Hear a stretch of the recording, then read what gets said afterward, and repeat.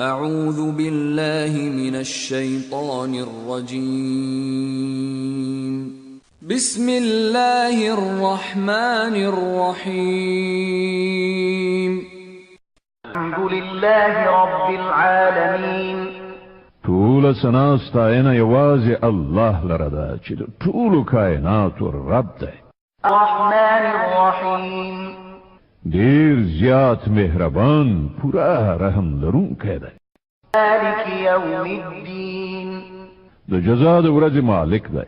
إياك نعبد وإياك نستعين مونږ همدا ستا عبادت کوو او همدا ستانه مرسته غواړو.